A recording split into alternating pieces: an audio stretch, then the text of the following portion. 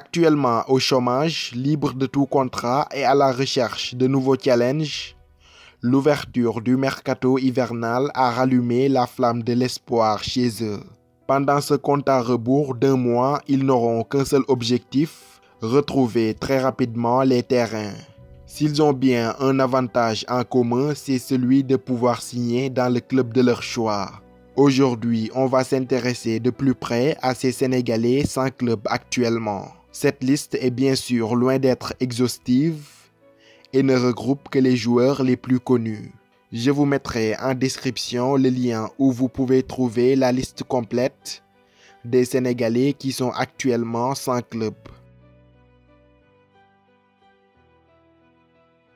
Ces talents de finisseurs n'ont jamais fait l'ombre d'un doute, mais les blessures à répétition ont fini par plomber une belle carrière qui lui tendait les bras.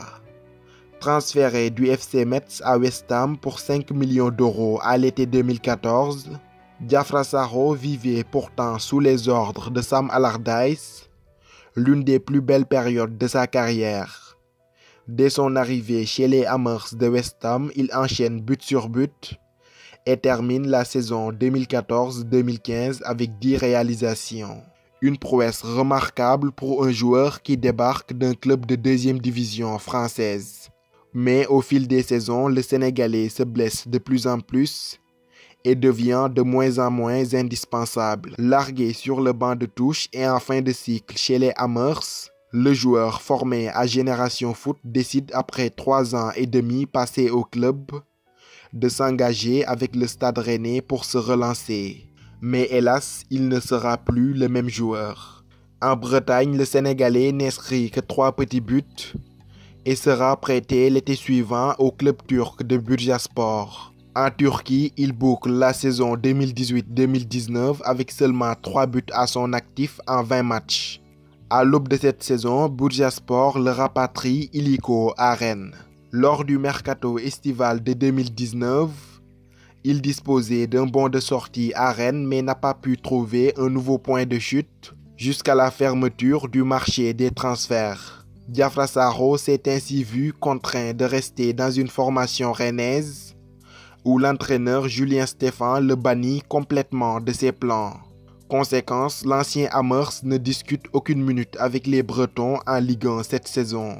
Devant l'impossibilité de rejouer sous les couleurs rouge et noir, Diafra Sakho décide de rompre à l'amiable son contrat avec le Stade Rennais le 1er janvier 2020. Il peut désormais s'engager avec l'écurie de son choix. On lui souhaite en tout cas de très vite retrouver les terrains.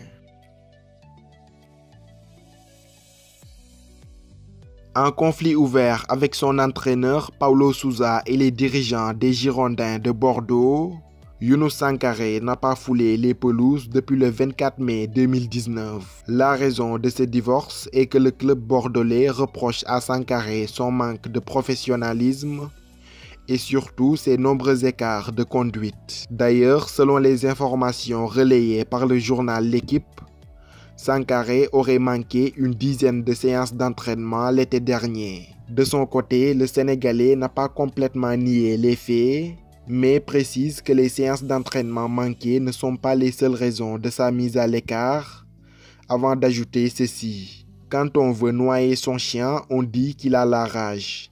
Indésirable et en froid avec ses dirigeants et son entraîneur, c'est donc tout naturellement qu'il a été ajouté à la liste des transferts durant le dernier mercato estival de 2019. Le club espagnol de Leganés, intéressé par son profil, a d'ailleurs pris les devants et même trouvé un accord avec Bordeaux. Cependant, le transfert est saboté par les nouvelles exigences financières du club français. Un geste qui restera en travers de la gorge de l'ancien Lillois, qui se voit ainsi contraint de rester à Bordeaux contre son gré. Il est désormais à la merci d'un club qui le mettra au placard pendant plusieurs mois. De juillet à novembre, Sankharé disparaît complètement des radars. En guerre totale et se clashant par médias interposés, la cohabitation entre le club et le joueur sénégalais ne pouvait plus perdurer. Le 20 novembre 2019, les deux parties décident à l'amiable de rompre leur collaboration. Même si le journaliste et chroniqueur à Canal+, Nabil Djellit, le voit aller chercher un dernier gros contrat dans le Golfe, Sankaré a de fortes chances de rester sur le vieux continent, lui qui est toujours dans le viseur de Cardiff City et de Leganés.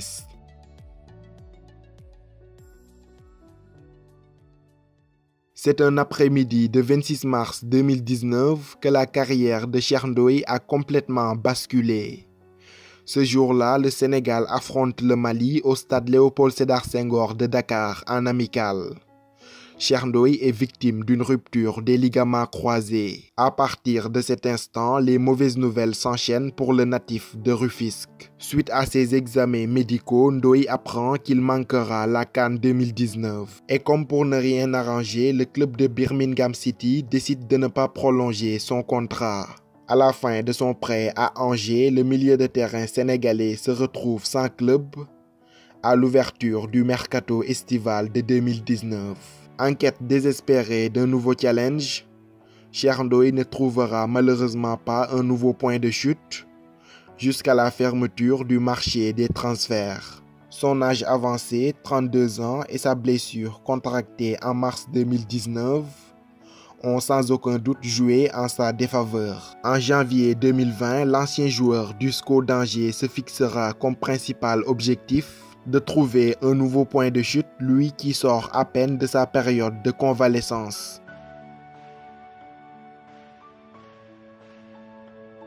Joueur emblématique des Girondins de Bordeaux avec lesquels il a disputé 240 matchs entre 2009 et 2016, Lamine Sané fut également l'une des pièces maîtresses du Sénégal des années 2010. Il a d'ailleurs été capitaine dans les toutes premières heures de l'ère Aliou Cissé avant de complètement disparaître des radars. Après une petite pige en Allemagne au Werder de Brême entre 2016 et 2018, il s'exile en MLS du côté d'Orlando City. Son aventure au pays de l'oncle Sam a pris fin ce 1er janvier 2020. Le frère aîné de Lamine Sané est désormais libre de tout contrat et cherche activement un nouveau point de chute et espère trouver chaussure à son pied avant la clôture du mercato hivernal. Le spécialiste des ciseaux retournés Moussa Sow est à l'heure actuelle libre de tout contrat. À maintenant 33 ans, le meilleur buteur de Ligue 1 de l'exercice 2010-2011 a jonglé entre la Turquie et les Émirats arabes unis ces dernières années. Véritable légende vivante à Fenerbahçe, Sow avait pris la direction du club émirati d'Al Ahly qui le prêtera à 2 reprises, respectivement à Fenerbahçe et à Bursaspor, avant qu'il ne s'engage définitivement avec Gaziantep le 28 janvier 2019. L'ex-international sénégalais met fin à son bail et se retrouve désormais en quête d'un nouveau challenge avant une retraite qui s'approche à grands pas.